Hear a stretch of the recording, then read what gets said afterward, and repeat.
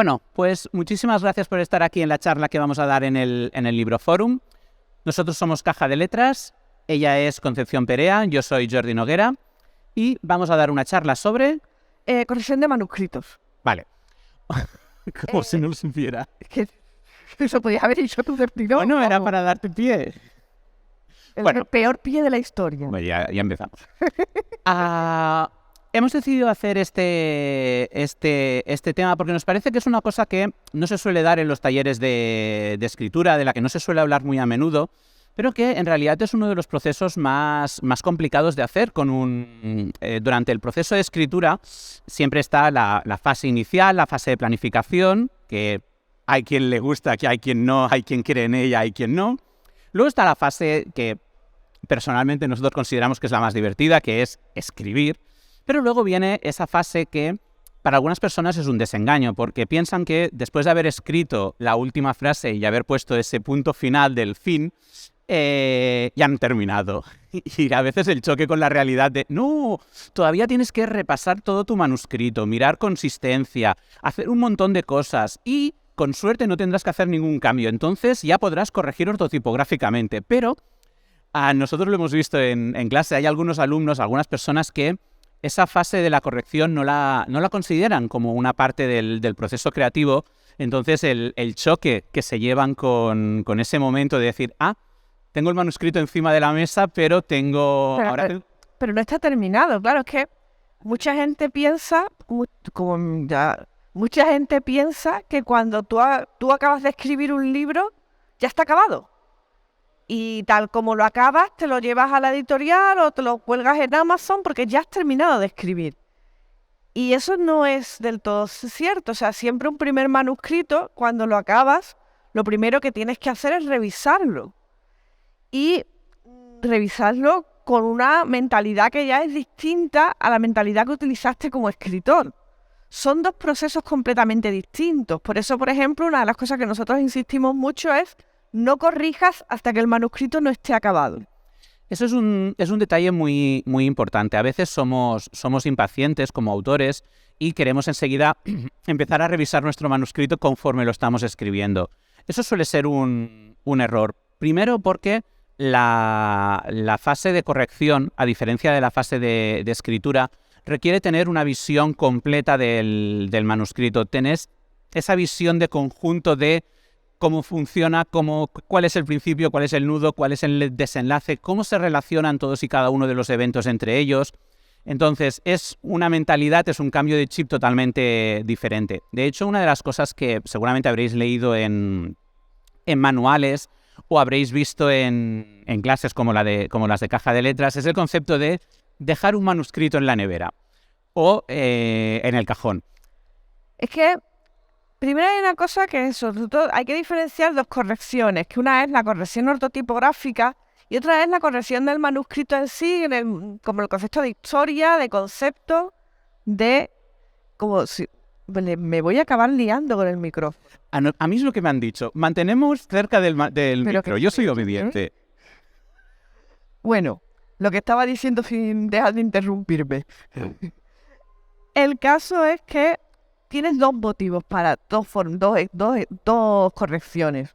Una es la corrección ortotipográfica, que es la corrección que además es la que suele pensar la gente cuando se habla de corrección. Corregir las faltas de ortografía, corregir el estilo, corregir las frases que no van del todo correctas o que no van del todo bien. Pero hay otro tipo de corrección de la que se suele hablar menos, que es una corrección, por decirlo de una manera, corrección de contenido de la novela. Es el momento en el que tú tienes que averiguar si todo lo que has contado es coherente, si se entiende bien, si los diálogos funcionan, si las escenas funcionan, si no hay ningún bloque o ningún fallo de guión. Si esa pistola de Chekhov que tenías preparada es demasiado evidente o demasiado oculta y nadie la pilla. Claro, y para hacer eso, en realidad no lo puedes hacer en el momento en el que tú inmediatamente has terminado de escribir. Primero, porque tú eres el peor corrector de tu propio manuscrito. Tú en el momento en el que lo acabas de escribir lo tienes súper fresco en tu cabeza, para ti todo funciona estupendamente y si hay algún problema son cosas menores, pero lo tienes muy claro que esto ya va muy bien. Pero para poderlo corregir bien, primero tienes que intentar olvidar un poco lo que has escrito. Pues eso, dejarlo en el frigorífico, dejarlo en el congelador, esperar a que pasen un par de semanas, un mes, dependiendo del tipo de autor que seas. Necesitas más tiempo o menos tiempo, pero el caso es que tu cabeza olvide un poco lo que has escrito. Porque cuando olvidas lo que has escrito eres más capaz de darte cuenta de esos fallos que en caliente no vas a ver. Y lo segundo es otro concepto muy importante, que es el del lector cero o el lector beta. Tú vas a ver muchos errores que tú mismo, como como autor, no vas a ser capaz de darte cuenta. Porque para ti es obvio que si tu personaje principal ha cogido un cuchillo y se lo ha guardado en el abrigo, es porque lo va a usar más tarde. Ese más tarde pueden ser 200 páginas después, y para ti es súper obvio, si en la escena no sé cuál se guardó el cuchillo, ¿no os acordáis? Pero si tú te lo das a un lector y el lector cero dice, oye, me parece súper rara la escena aquella en la que el tío se saca el cuchillo de la nada y se lía ya a cuchillazos. No, de la nada no. En el capítulo no sé qué se nombra que se guarda el cuchillo. Ostras, pues yo ya no me olvidaba. En ese caso tú puedes decir, vale, no sé si es que este lector no estaba al quite o verdaderamente es un problema de la obra. Voy a dárselo a otro lector. Si el otro lector te vuelve a decir exactamente lo mismo, entonces ya no es un problema de que el otro lector estuviera despistado. Igual es demasiado sutil el tema de que el protagonista se guardara el cuchillo y no lo saca hasta 200 páginas después. El lector ha olvidado que ese cuchillo estaba ahí guardado. Con lo cual, en este proceso de corrección van a entrar varios elementos. Primero, pedirle a alguien que se lea tu manuscrito. Y segundo, encontrar a la persona adecuada para que lo lea. Porque primero, siempre decimos, como lector cero, tu madre no vale. Porque tu madre te va a decir, ¡ay, mi niño! ¡Qué bonito lo que ha escrito mi niño es buenísimo! A no ser que sea como la madre de los Soprano. A no ser que sea la madre de Tony Soprano, que tampoco te vale.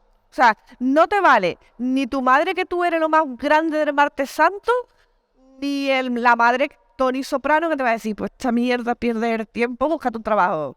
No te vale ninguna de las dos. Te vale una persona que te quiera lo bastante para decirte lo que está mal sin hacerte daño. ¿Vale? Sí, una persona que sea lo bastante comunicativa como para hablar contigo sin meterte el dedo en el ojo excesivamente. Es que el tema de los lectores cero, el tema de los lectores beta es muy curioso, porque hay lectores que leen con una voracidad y con unas ganas de ayudar magnífica, y cuando tú les preguntas, ¿qué tal la obra? Me ha encantado. ¿Y algo más de feedback? Me ha gustado mucho. A ver, que tú lo agradeces en el alma porque realmente, o sea, tú escribes para gustar a tu lector, pero, hombre, a lo mejor un dato un poquito más específico sobre esa escena, sobre esta otra. Entonces, nosotros siempre decimos lo mismo. Los me gusta y también los no me gusta son subjetivos. Un lector cero te puede decir, esto me ha gustado, esto no tanto, en función de sus gustos, de los géneros que suele leer. Por ejemplo, si yo escribo una historia de ciencia ficción con viajes en el tiempo y se la doy a leer a Concha, ella me va a decir... No he entendido nada. Claro, porque a ella no le gusta ese género, no lo lleva. Entonces, el me gusta o no me gusta siempre tenéis que relativizarlo y centraros sobre todo en el feedback constructivo, el feedback que os dice, esta escena no la he entendido, esto no me ha convencido, el personaje no lo he acabado de entender, porque ese es el feedback con el que nosotros podemos intentar encontrar errores, ¿vale? Entonces, nosotros siempre decimos que hay un proceso que puede veniros bastante bien. Terminas el manuscrito. Primera norma importante, no lo mandéis a corrección ortotipográfica hasta haber hecho primero la corrección de contenido.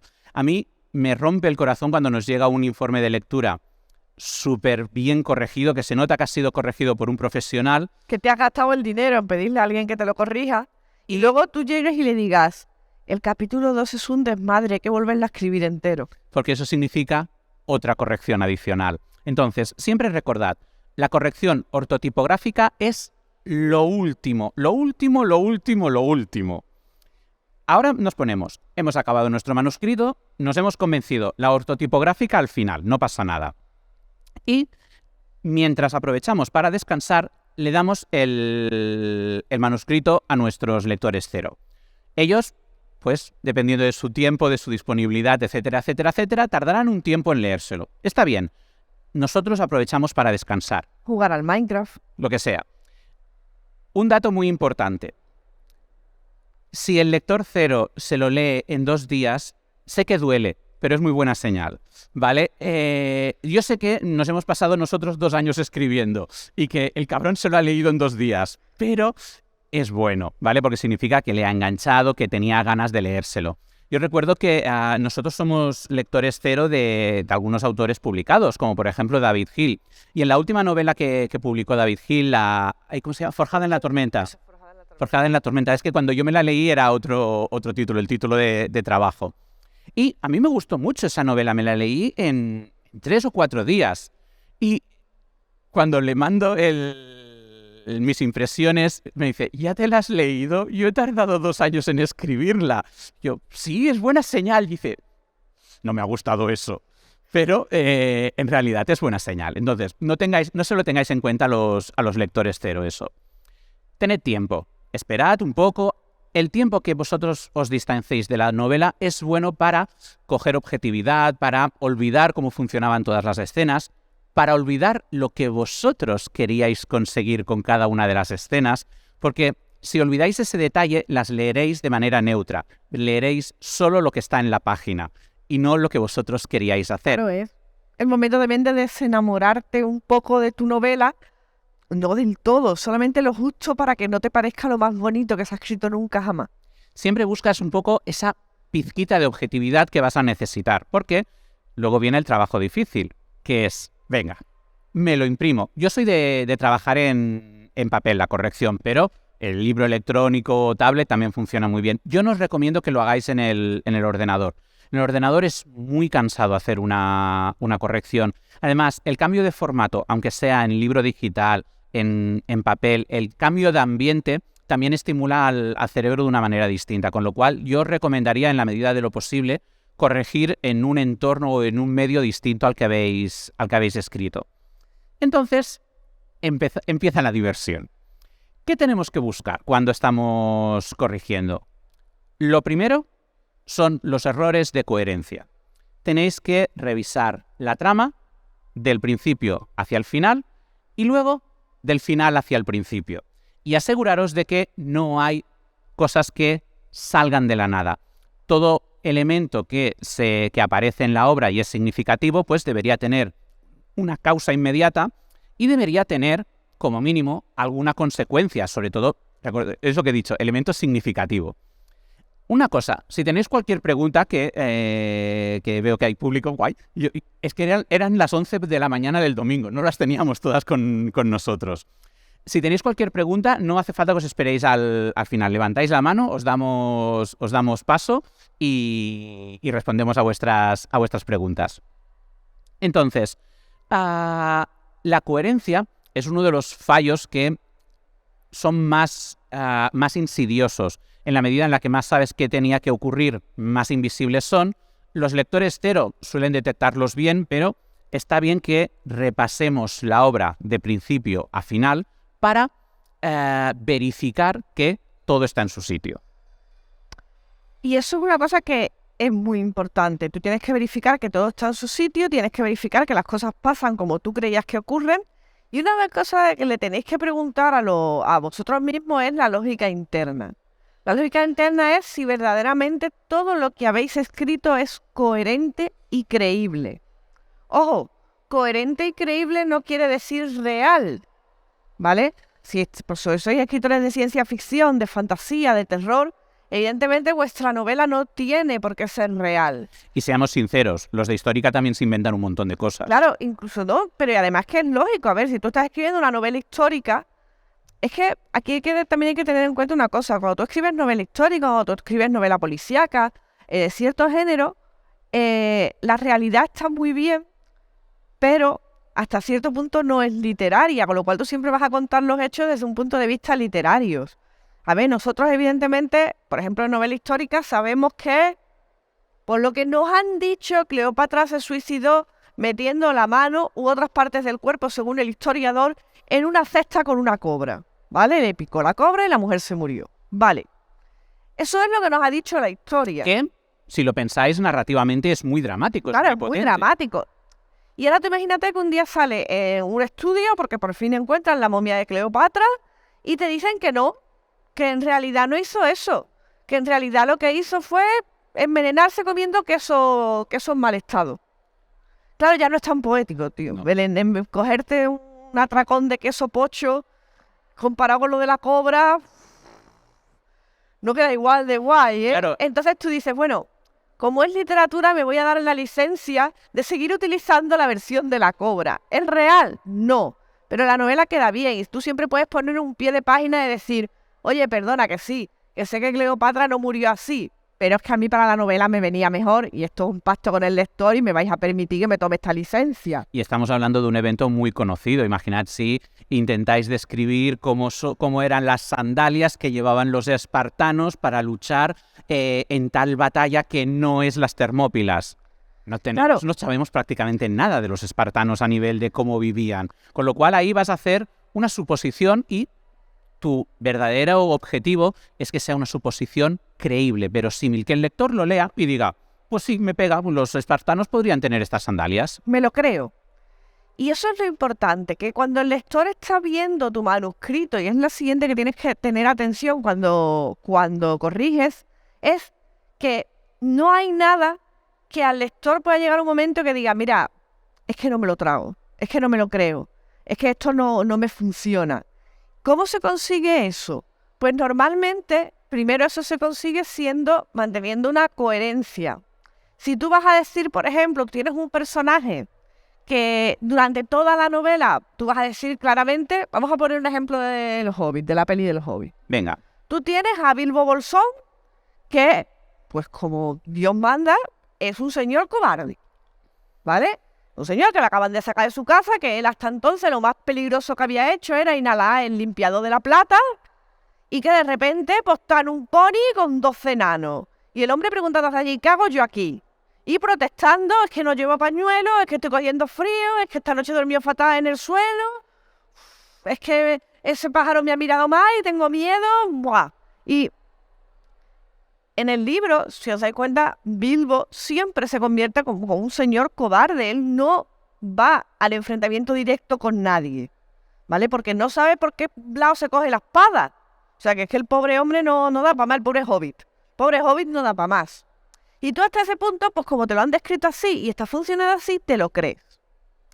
Y eso no significa que él tenga que seguir. Si tú le das una buena explicación, una explicación coherente, Bilbo Bolsón podría haber acabado convirtiéndose en un Super Saiyan, ¿vale? En un guerrero increíble que es la revelación de los hobbits, ¿vale? Claro. Si lo explicas bien, perfecto. Pero en la peli, sin explicación ninguna, de repente aparecen un montón de lobos huargos gigantescos y este hombre se baja de un pino en llama y se convierte en un berserker. Y tú estás viendo la peli diciendo, ¿cuándo ha pasado esto? Es que no puedo permitir que mi bro se ponga en peligro. Y tú, pero vamos a ver si hace un momento estabas llorando porque te habías roto una uña. ¿Qué es esto? O sea, nunca me has dado muestra de que tuvieras tanto valor oculto. Con lo cual, tú te quedas leyendo aquí diciendo, es que no me lo creo. ¿Por qué no te lo crees? Porque no falta explicación, falta contexto. ¿Que un personaje puede hacer una cosa sorpresiva? Claro que sí. Pero antes o después tendrás que explicar por qué ha hecho esa cosa sorpresiva. Claro que un personaje puede cambiar o hacer algo que sea más o menos inesperado. Sí, para eso leemos, para que pasen cosas sorprendentes. Pero todas esas cosas tendrán que tener una coherencia, tendrán que tener una explicación. Y tu deber como escritor es ir buscando esos posibles fallos, esos momentos en los que a lo mejor tú tenías muy claro por qué estaban ocurriendo las cosas, pero los lectores cuando lo leen no las tienen tan claras. Uno de los consejos que nosotros damos cuando se está planificando es, en lugar de hacer una ficha de personaje, es hacer varias.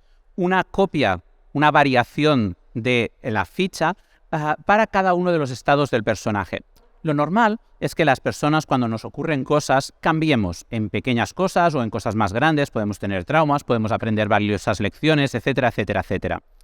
Y el personaje normalmente los personajes son dinámicos, los personajes reaccionan a lo que ocurre en la historia. Entonces, cuando ocurre algo verdaderamente significativo para ese personaje, puede ocurrir algo muy importante para la trama, pero que no le afecte directamente. Cuando ocurre algo significativo para ese personaje, pierde a alguien, descubre una faceta de sí mismo, tiene un momento así más valiente y descubre que en realidad no es un cobarde, eso está bien tener un soporte en el que basarnos. Las distintas copias del personaje. La versión 1, la versión 2, la versión 3, la versión 4. Por ejemplo, ya que Concha ha abierto el melón del Hobbit y del Señor de los Anillos, tenemos a Sam tal cual empieza la historia, que es señor Frodo. Tenemos el Sam un poco más aventurero, que dice que tiene su paella y dice, hostias, ya le estoy cogiendo el tranquillo a esto. Tenemos el Sam que se plantea seriamente asesinar a Gollum, y luego tenemos el Sam que entra en una torre llena de orcos para liberar a Frodo, ¿vale? Con lo cual, ahí claramente tenemos una evolución. Una de las cosas que tenemos que revisar en nuestro manuscrito es cuántas cosas importantes les han ocurrido a cada uno de los personajes y si han tenido repercusiones en su personalidad en alguna manera. Han cogido un miedo, han cogido un trauma, están más tristes, están más alegres, alguna reacción. Si todos los personajes durante toda la novela, ocurra lo que les ocurra, siguen exactamente igual, eso suele ser mala señal. Son personajes que no han cambiado nada, aunque, y eso es lo más importante, les han pasado cosas importantes. Si me dices, al personaje no cambia porque no le ha pasado nada significativo, simplemente ha estado ahí haciendo su función. Era un soldado de la Primera Guerra Mundial cuando empezó la novela. Era ya veterano. Es un soldado de la Primera Guerra Mundial al acabar la novela. Lo único que hemos contado ha sido una batalla determinada y este personaje no ha perdido ningún compañero, no ha recibido ninguna herida. Pues vale, ese personaje no tiene por qué cambiar. No es su primera batalla, no es su primer rodeo.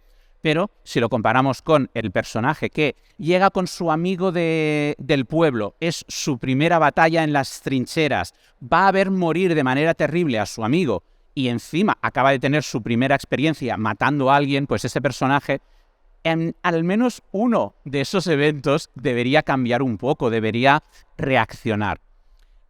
Aunque parezca una tontería, los personajes siempre son uno de los elementos más cruciales y que con más cuidado tenemos que revisar. Los personajes siempre son el punto de contacto entre la historia y el lector.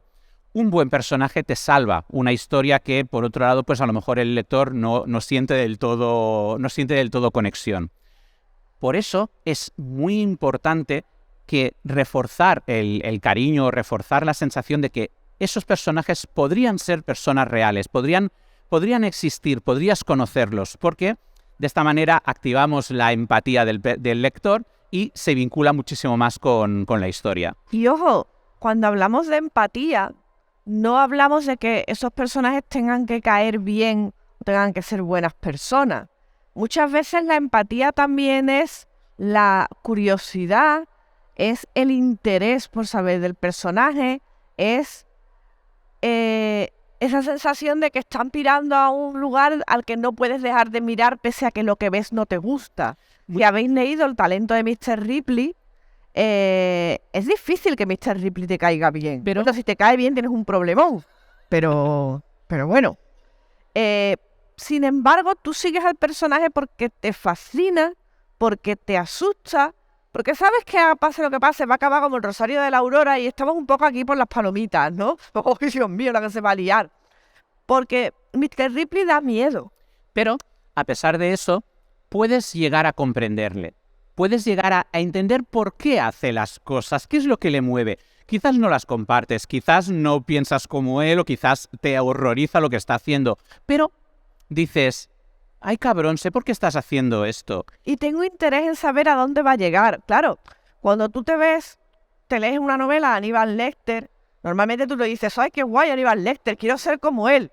Y si lo dices, pues yo a tu casa a cenar no voy, ¿vale? Por el motivo que sea. Aníbal Lecter es una absoluta Mary Sue de los Hombre, claro, en serie. por supuesto O que sea, sí. yo quiero ser el centro del universo como es Aníbal Lecter. Claro, y hacer ¿Nunca os lo habíais planteado? hacer un carpaccio. Aníbal Lecter, tanto en las novelas como en las películas, es una Mary Sue. Todo le sale bien, tiene unas habilidades magníficas, es súper inteligente, prácticamente invencible, súper, todo, lo tiene todo. Es una Mary Sue de manual, incluso con los ojos raros, como las Mary Sues.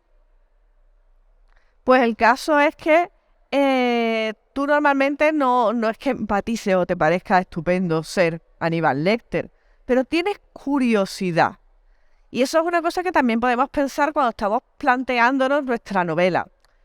Cuando tú empiezas a escribir te tienes que decir, vale, ¿yo qué quiero con el lector? Quiero que el lector le coja cariño a los personajes, con lo cual voy a hacer unos personajes que van a tener una serie de características. O sea, tú cuando empiezas a escribir, una de las cosas interesantes no tiene que ser solo quiero que me lean porque acabo de escribir una cosa muy chachi, sino, vale, yo quiero escribir esta historia trata de esto y quiero que el lector, pues, disfrute del viaje. Quiero que el lector empatice con los protagonistas.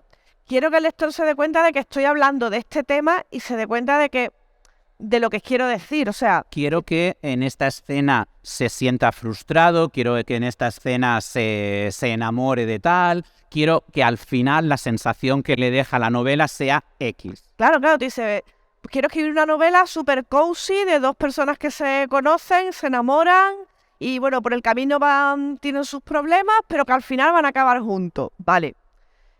Cuando tú empiezas a escribir y tienes esa idea en la cabeza, una parte del proceso de corrección, cuando acabas de leer, es decir, conseguí lo que quería, conseguí esas escenas cozy, conseguí que el lector se frustrara, conseguí que verdaderamente los personajes fueran tan desarrollados que la gente les cogiera cariño, conseguí que este otro personaje le cayera mal a la gente porque era la función que yo quería que hiciera.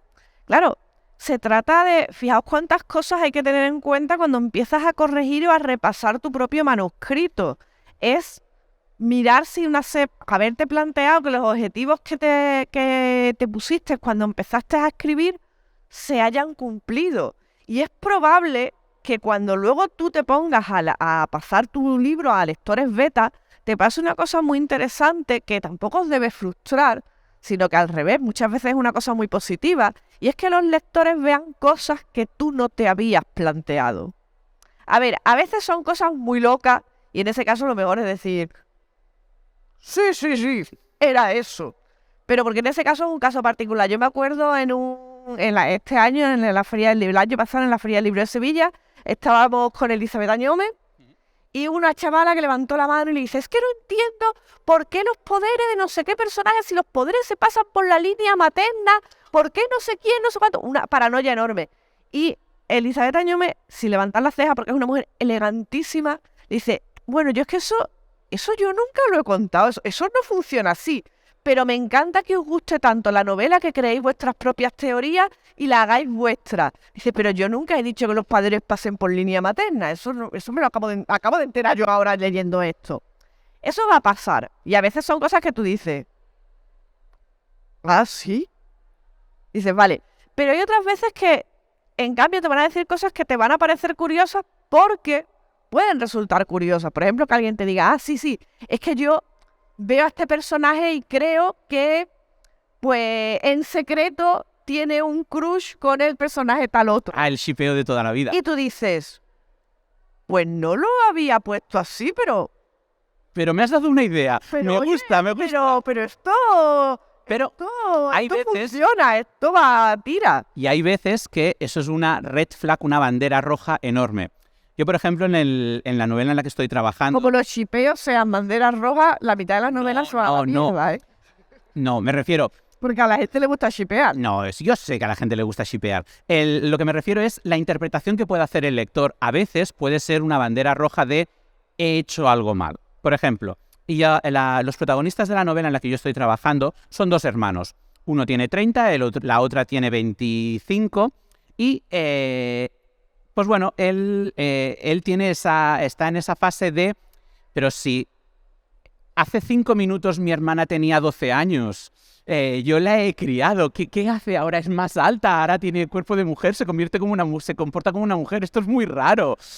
Antes era una cría. Entonces él está en ese proceso de asumir la adultez de su hermana, que ya no le necesita como hermano mayor, sino simplemente como hermano.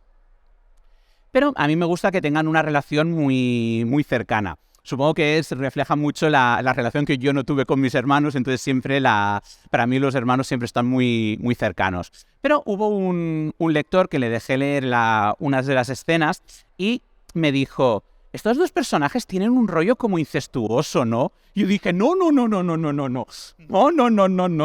Yo ahorita echando hermanos Lannister, no. No.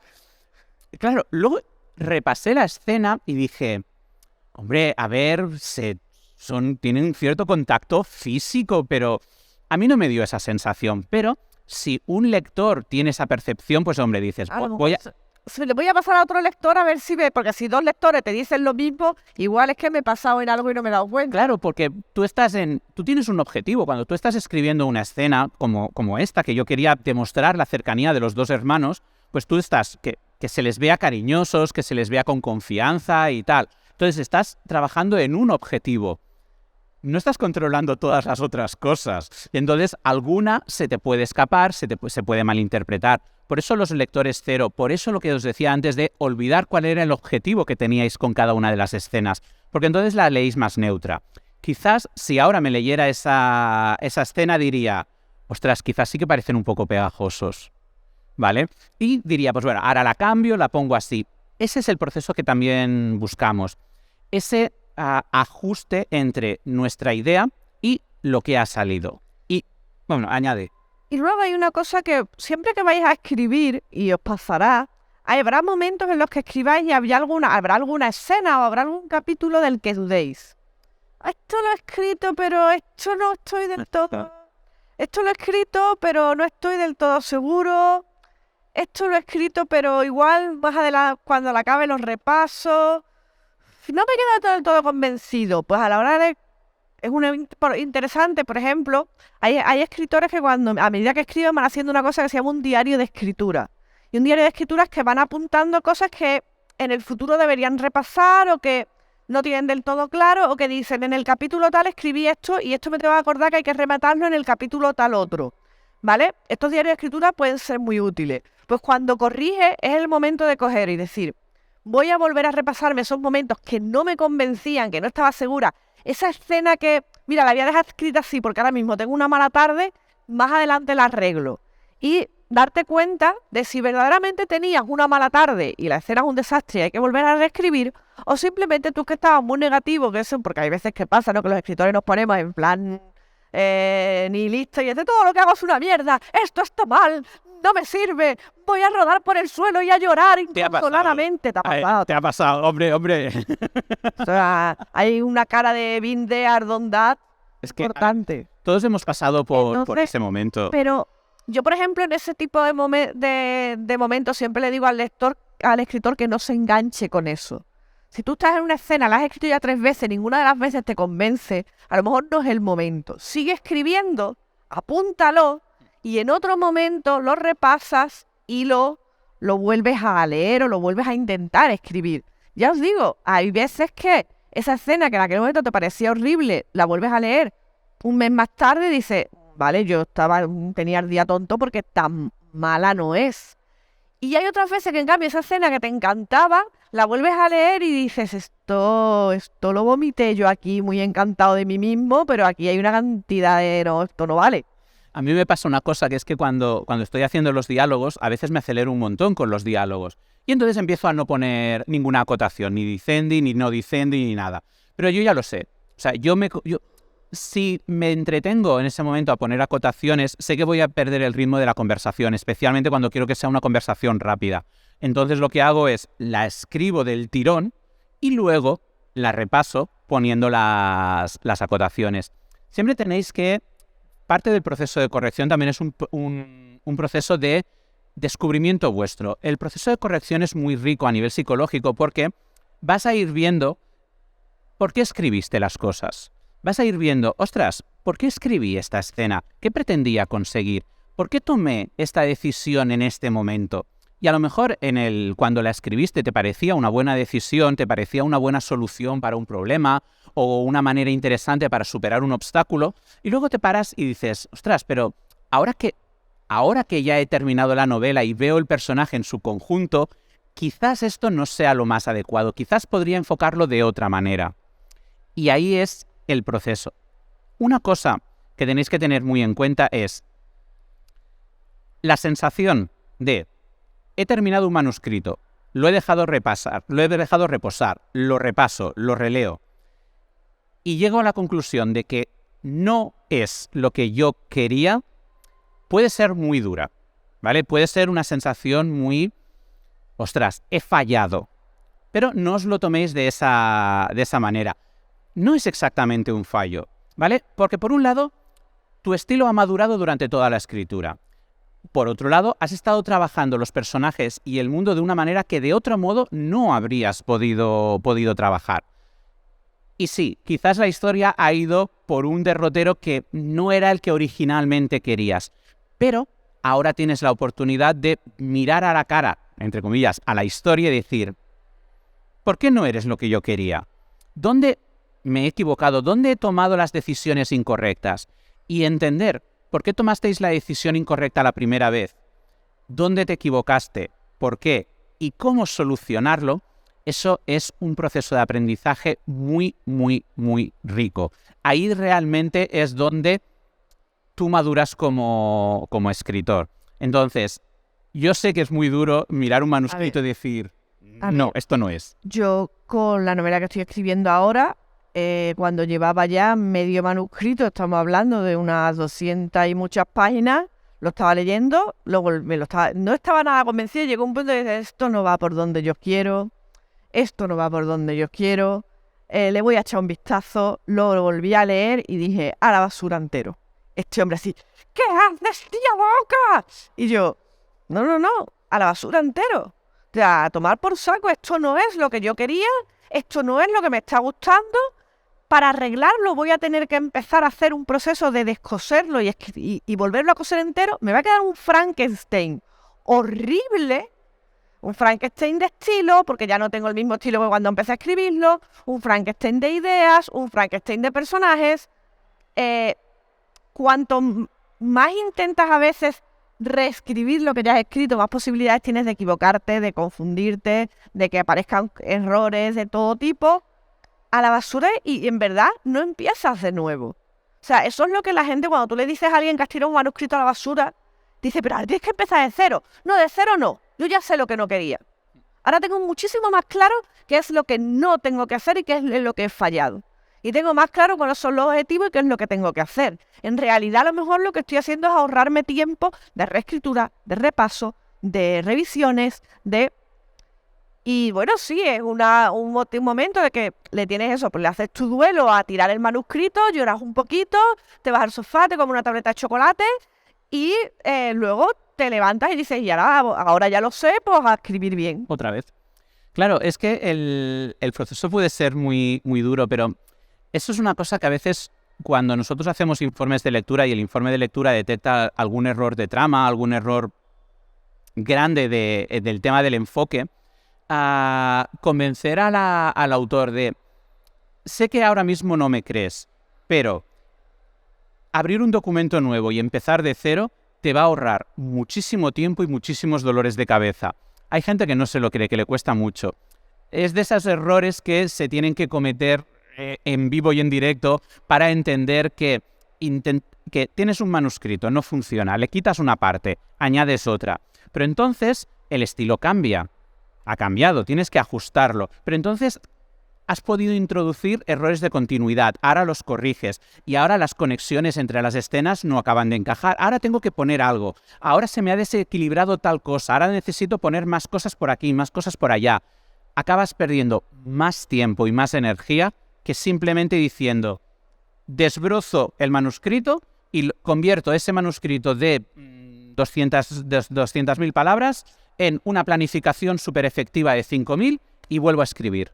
Eso es muchísimo más práctico que intentar resucitar ahí al pobre muerto, porque es que por eso lo llamamos Frankenstein, porque realmente se acaba convirtiendo en una novela que tiene piezas que no están bien cosidas, que se van a volver contra ti, sinceramente. Van a acabar estrangulando a tu hermano. Y que puede ser que no caiga el rayo salvador que las ponga en marcha, sino que simplemente se quede como una cosa muerta en lo alto de la mesa, que no tiene sentido, que como está hecho de parche es feo de narices. Y que tú lleves una frustración. Y que tú tienes encima. mucha frustración porque es tu niño, pero tu niño habría que meterlo en formol y olvidarlo. Y hay veces que es muy duro para un escritor reconocer que todo lo que escribe no es maravilloso, pero también forma parte de un proceso de madurez como autor, que es ser crítico contigo mismo. A ver, también hay que tener otro cuidado, que muchas veces hay autores, y de esto hay muchísimos chistes, sobre todo, yo siempre me acuerdo del perro de Stewie. El perro de Padre de Familia, que siempre está escribiendo su famosa novela que no acaba nunca.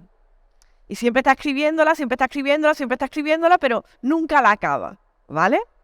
En verdad ese es otro proceso de autoboicot que también es muy preocupante, que es el que, como nunca nada es lo bastante bueno, nunca acabo de escribirlo. Esta es mi cara de yo soy culpable, yo hago 15 años escribiendo la misma novela y no es porque no te esté quedando bien, es porque te da miedo acabarla, te da miedo dársela a leer a la gente y te da miedo hacer el siguiente paso. Que, ojo, no es obligatorio, pero que normalmente se comprende como el natural, que es pasarlo a las editoriales y enfrentarte al rechazo.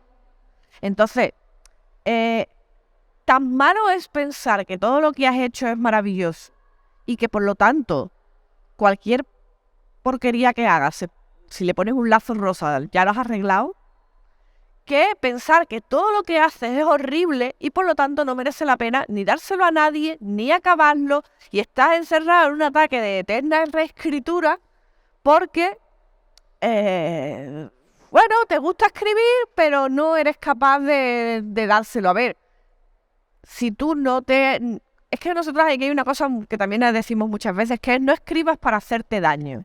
Si escribir no te hace feliz, si escribir lo que te genera frustración, si escribir lo que te genera es ansiedad, si escribir lo que te genera es infelicidad, quizás no a lo mejor no deberías escribir.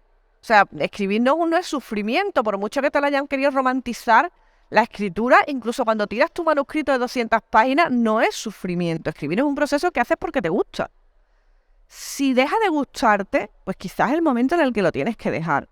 Entonces, y no hay ninguna vergüenza, o sea, dejamos otros muchos miles de hobbies a lo largo del tiempo sin problema, pero con la escritura nos pasa una cosa tremenda que es como que dejas de escribir algo y es que has fracasado.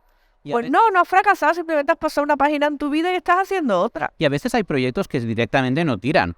No tienes la madurez, no estás en tu momento vital adecuado para trabajar esa obra. No tiene nada de malo, del mismo modo que terminamos una relación porque nos hace daño, también podemos terminar un manuscrito y abandonar el manuscrito porque nos está frustrando, nos está dando más dolores de cabeza que otra cosa.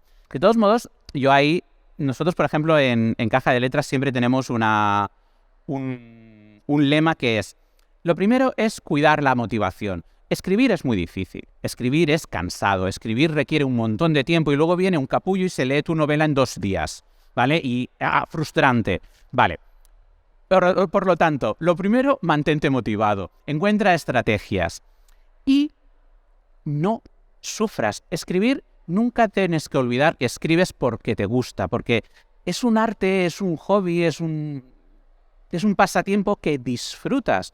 Luego puede tener sus recompensas. Puedes venir a charlas, puedes venir a firmar, puedes publicar. Puedes conocer a gente estupenda. Pero lo primero es, disfruta haciendo lo que haces. No sé cómo vamos de tiempo. Yo sí. Mi maravilloso reloj me indica que nos quedan 10 minutos. Vale. Pregunta. No. Mira, hay muchísimos... Claro, pero eso es, por ejemplo, también hay que tener en cuenta, primero, por eso decimos que hay que tener más de un lector cero, porque hay personas que siempre va a haber alguien que va a malinterpretar lo que tú dices o que se lo va a tomar de una manera, por ejemplo... Yo en mi novela tengo un personaje que básicamente es un puñetero psicópata. ¿vale? Es un psicópata y está pensado, el psicólogo, con la mentalidad de una persona psicopática.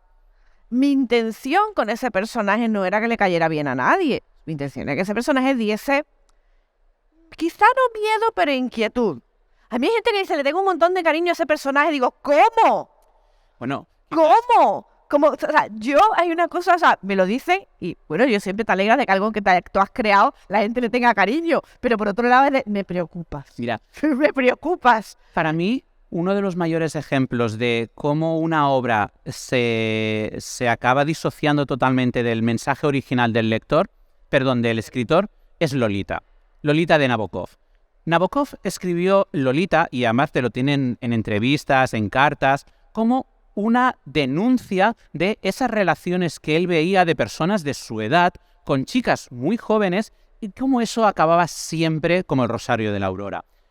Especialmente mal, sobre todo para las chicas. Y a él, pues aquello le escandalizaba y decidió escribir una novela en la que se denunciaba aquello, ¿vale? O sea, cuando la gente empezó a decir, sobre todo, es que mi novela de cabecera es Lolita, a Nabokov le decía, pues no debería serlo. No debería. Es que a mí esto de las ninfulas, es que lo de las ninfulas está mal, mira cómo acaba todo. Mira cómo acaba todo, no. Vamos a ver, céntrate, muchacho, que te estoy diciendo que esto está mal, que no se le debe hacer esto a las muchachas, que no, tío, que eres un señor mayor, no tienes nada que ofrecerle, déjala.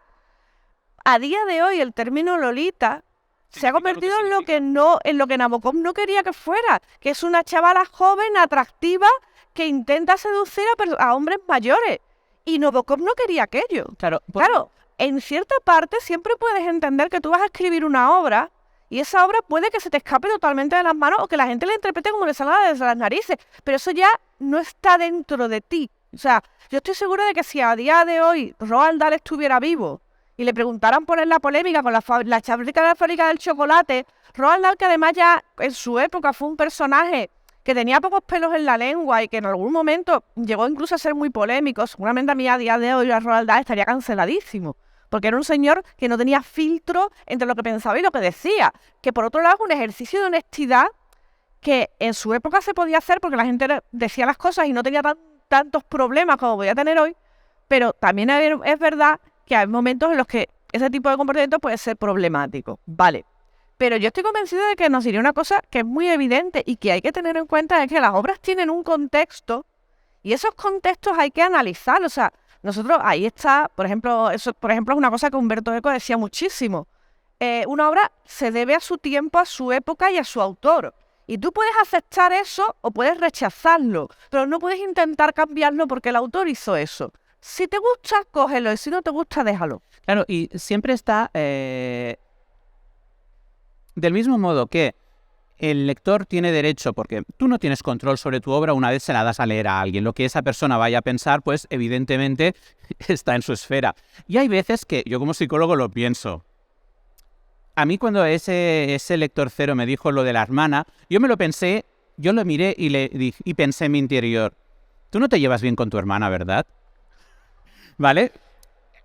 Jordi aquí haciendo de psiquiatra de Los Sopranos. A ver, pero porque la cabra tira al monte. Entonces la cuestión es, por un lado, si tú te sientes cómodo con lo que has escrito, si tú has expresado unas opiniones o has utilizado unos personajes para crear una situación sobre la que tú quieres hablar, por ejemplo, la relación filial entre dos personas, ¿cómo podría ser una relación entre hermanos? Y otra persona se siente tentada a interpretarlo de una manera más sexual o otra persona se siente tentada de interpretarlo de una manera más cariñosa, pues ambos tienen el mismo derecho que tú a decir lo que tú piensas, ¿vale? Con lo cual, por un lado, tú puedes volcar en la obra cualquier pensamiento que tú quieras transmitir. Evidentemente, de la misma manera que tú tienes esa libertad, el lector tiene la libertad de decir, pues esto no me gusta. Entonces, el punto ahí interesante es, cuando yo me refería a cuál era la función de las escenas o qué quiero que experimente el lector, yo normalmente no lo expreso en términos cognitivos, en términos intelectuales, de qué quiero que piense. Yo siempre me muevo sobre todo en el terreno de la emoción. La emoción siempre lleva a que las personas piensen. Por ejemplo, Si yo quiero que un lector se plantee la moralidad de una determinada acción violenta o de un determinado crimen, puedo filosofar con ello. Pero a veces es más interesante jugar con distintos puntos de vista, trabajar con un personaje que tiene una visión, con otro personaje que tiene otra visión, que el choque de esas visiones provoque una cierta emoción y que al lector esa emoción le incomode lo suficiente como para decir, vale, ¿cómo resolvería yo esto? Claro, es un diálogo, pero es un diálogo que a veces la gente rechaza mucho las ideas. Cuando cuando un manuscrito tiene un componente, voy cortando, cuando tiene un componente muy político o muy de una determinada ideología, eso a veces genera rechazo, sobre todo si lo lee una persona que no comparte o no entiende esa ideología. Pero si tú juegas con las emociones, si tú simplemente planteas una situación, no le dices al lector qué tiene que pensar y le dices, esto es lo que hay, a ver qué interpretas. Ahí eso es mucho mejor para comunicarse con el lector, pero evidentemente todas las maneras, todos los caminos son arte. En el fondo, al final, de lo que estamos hablando es de arte. Queremos provocar una reacción en el lector, sea positiva, sea negativa, sea de rechazo, sea de aceptación. Y ahí, pues, cada uno es absolutamente libre de plasmar las ideas que quiera. Al menos yo defiendo mucho esa libertad, pero esa libertad tiene un precio. Tiene el precio de que los demás tienen exactamente la misma libertad de decir, pues no me gusta. Es tan simple como eso. Tenemos que ir cortando. Una última preguntita.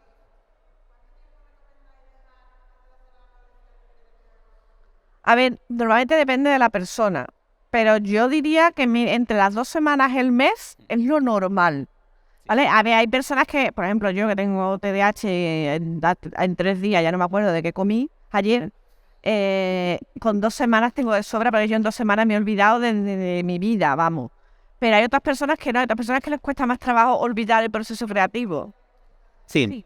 Pero normalmente entre 2 semanas y un mes, y además yo siempre digo que si te puedes permitir el lujo, cojas y te vayas de vacaciones. O sea, por ejemplo, acabes de escribir en julio y en agosto te vayas. Y ese mes no te dediques a escribir, no hagas nada. Vete a la playa, sube a una montaña, ponte a leer, lo que sea, menos pensar en escribir.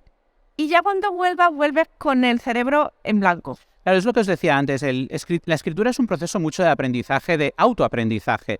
Tienes que descubrir las cosas que te motivan, cómo funciona tu cerebro. Por ejemplo, lo que dice Concha, si yo me pasara 2 meses sin escribir, no pararía de darle vueltas a la novela. Yo lo que haría sería escribir otra cosa. Claro, tenéis que saber exactamente qué es lo que os ayuda a conseguir, pues eso, en ese caso desconectar. Para mí, si no estoy pensando en una novela, estaré pensando en la anterior. Entonces, si yo lo que quiero es desconectar de un proyecto, lo que hago es escribir algún relatillo. O sea, me pongo, escribo. De esta manera mantengo un poco el músculo creativo en marcha, pero no estoy pensando en la obra que tengo en la nevera descansando. Y Concha es afortunada. Yo siempre recomiendo yo necesito un par de meses. Yo a lo mejor me pongo a escribir rol, que es una cosa que no tiene nada que ver, que se escribe más rápido, más entretenido. Me pongo a hacer esos otros proyectos que he dejado en el cajón porque estaba escribiendo. Sí. Pero esos otros proyectos pueden ser escribir, pueden ser hacer una tarta de 8 plantas. O sea, la cuestión siempre es que tu cerebro no esté pensando en ese manuscrito, porque precisamente eso es lo que queremos, no pensar en él para olvidar los detalles y todo. ¿Alguna preguntilla más? A ver, todo depende de si te ha pasado alguna vez que te has quedado enganchado repitiendo el mismo capítulo una y otra vez hasta que has aburrido la novela.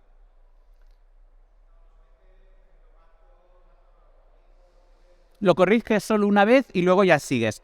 Claro, entonces vale. Si en ese caso te funciona, claro, sí que vale. Hay personas que escriben 2 o 3 capítulos. Dicen, uy, he escrito ya la introducción de la novela, voy a releerla. Uy, no me gusta, voy a cambiarla. Dicen, no, mala idea. La reescribe, ahora sí. Pero voy a releerla. Ostras, ahora no me gusta.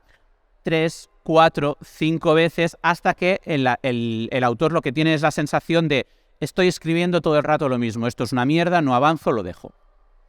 Claro, ese es el verdadero peligro de corregir mientras escribes. Si en tu caso no caes en esa tentación, en ese bucle infinito... Y sobre todo, además, luego hacer una corrección general, que también es importante, en verdad el método es bueno. Claro, ahí siempre es que funciona con vosotros. Porque muchas veces es eso, tenéis que... Y nosotros no tenemos el sombrero seleccionador de Hogwarts que te digo, te lo pongo a ti. Tú eres de mapa.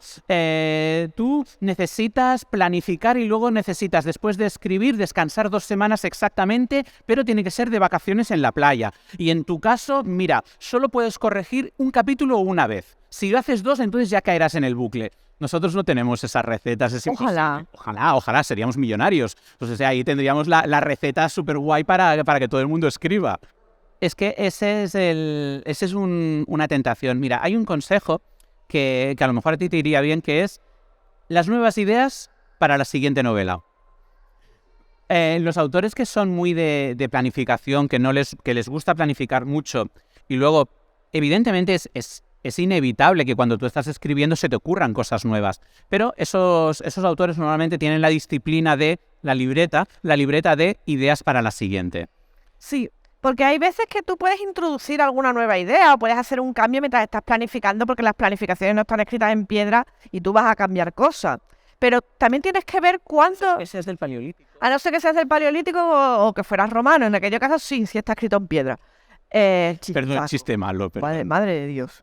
El caso es que hay veces que tú puedes tener una idea nueva que es fácil de introducir, funciona y tal y cual, y tú dices, venga, va. Pero hay veces que escribir una idea nueva te puede llevar al punto de que tengas que hacer una reescritura brutal. Entonces dices... Acabar con una novela totalmente distinta. Entonces tú dices, vamos a ver, ¿me merece la pena introducir esta nueva idea y hacer todo esto? O sea, ¿de verdad tengo tantas ganas? ¿O es mejor apuntarme a esta nueva idea y decir, mira, ya tengo próximo proyecto? Sin contar que además... A veces, demasiadas ideas juegan en perjuicio de la obra. Precisamente en esa novela que estoy trabajando el otro día, si seguís las redes de Concha, lo debisteis ver, hice composites, toda una planificación conceptual en la mesa del comedor. Nuestra mesa es bastante grande. Y eran todas las ideas que yo había manejado en algún momento para introducir en la obra. Claro, ya llega un momento que yo a poner posi y le digo, tú te estás dando cuenta de que aquí la fábrica de posi está haciendo caja, ¿no? Digo, aquí hay demasiadas ideas. Y yo me había dado cuenta. Es imposible que lo puedas meter todo, tienes que quitar algo. Y entonces ahí fue el proceso de mientras Concha y yo estábamos cenando, estábamos hablando ¿Qué cenamos? Si me cené un colacao. Yo cené. Ella no cenó. Es que se puso a poner los posi a las 10:30 de la noche. Claro, cuando me vino la idea. Cuando acabamos eran las 12. Y ese día ahora vamos a cenar. Digo, sí, te vas a cenar tú. Pero yo fui quitando cosas, claro, porque hay veces que las ideas llaman a las ideas. Eso siempre ocurre. Pero no todas las ideas son compatibles. Hay veces que es mucho mejor decir, pues mira, está para el siguiente proyecto. Tenías una pregunta, ¿verdad? Sí, ya. De todas maneras, como escritora de sagas, te voy a dar un consejo. Las sagas planificalas enteras. Sí. Pues entonces, si la tienes planificada entera y la puedes escribir en cualquier otro momento y ahora mismo no es el momento, déjala y escribe otra cosa. Ya la escribirás. A veces... Pero será más feliz. Pero tú piensa, el término científico de lo que le estaba pasando es Patrick Rothfuss, ¿vale? Que es... No permitas que tu amigo se convierta en un Patrick Rothfuss, a no ser que vaya a ganar toda la pasta que gana Patrick Rothfuss. Pues ya vas por el camino, por el camino. Para los que no lo conocéis, Patrick Rothfuss es un autor de fantasía que escribió una primera novela, Una segunda. escribió... La primera vendió lo que no estaba escrito, la segunda también vendió lo que no estaba escrito y iba a salir la tercera en breve, hace 15 años.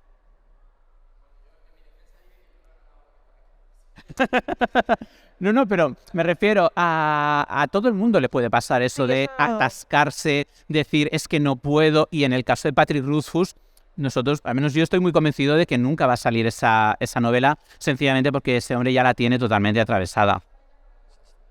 Sí, pues muchísimas gracias por vuestra atención, muchísimas gracias por estar aquí. Y por preguntar y participar. Por las preguntas.